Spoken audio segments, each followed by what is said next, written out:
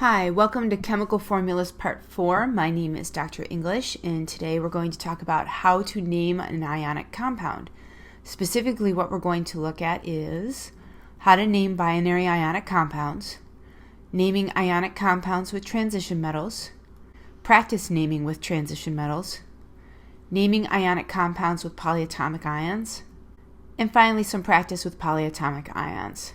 So let's talk about naming binary ionic compounds. Now the word binary means two. We're talking ionic, so this is between a metal and a nonmetal, and we're coming together to form a more stable entity, a more stable compound. So the first thing that you need to do is write the name of the positive ion first. Typically in ionic compounds, this is going to be your metal or the less electronegative element, pretty much the same thing. When you write these binary ionic compounds, the first element is not modified, so you're not going to change anything about that first element that you write. The second element is a different situation. Write the name of the negative ion second.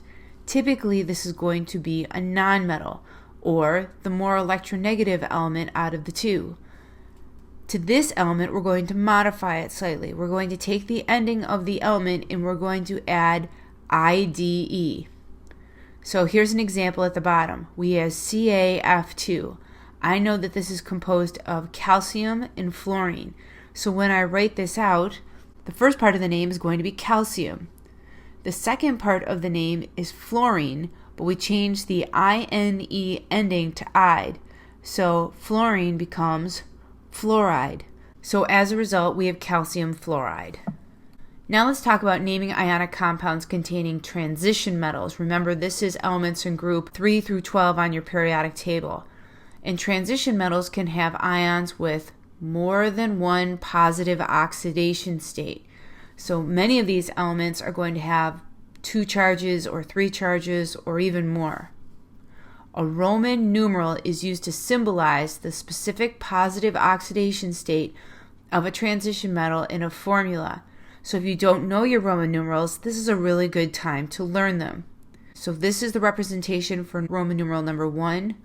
This is the representation for Roman numeral number 2, for 3, for 4, 5, and 6. And really, you shouldn't really need anything past 6, at least for Regents chemistry. So how do we figure out what Roman numeral we need?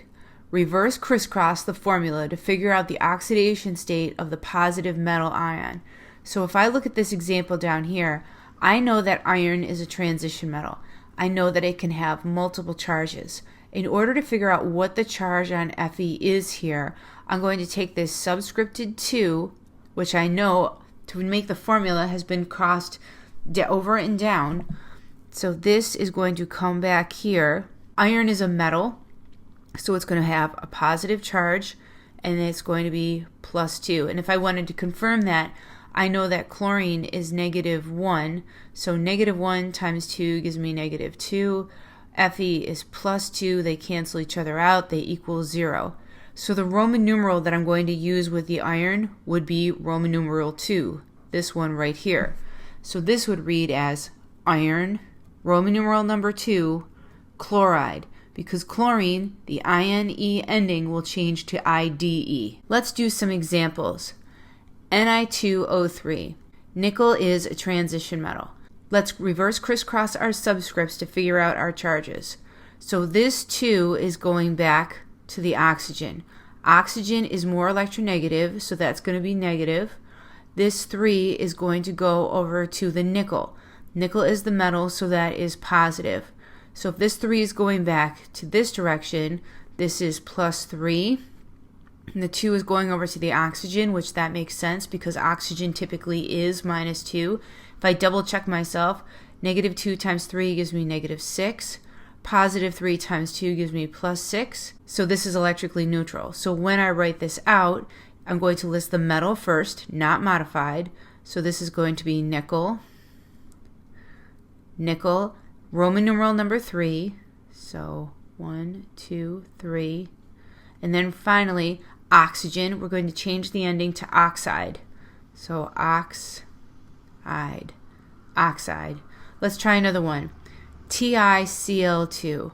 So this 2 is going back to the titanium. So that's going to be a +2. The Cl will be -1 because that's the only negative charge that chlorine can be. So -1 times 2, that gives me -2, so that's 0. +2 times 1, that gives me +2. The whole thing is equal to 0, works out.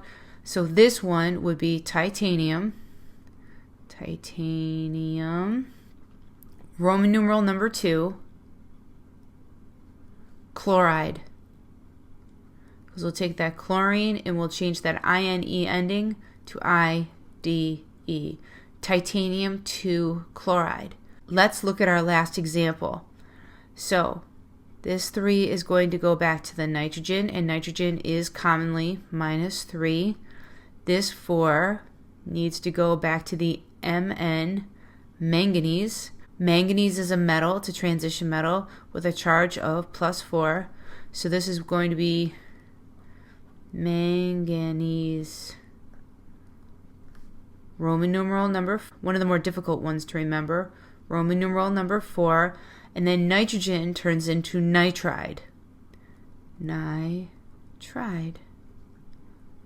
So again, for each one of these, you really want to pay attention to the subscripts, reverse crisscross them, assign your charges, check on your reference table, make sure that what you have for an assigned charge actually makes sense.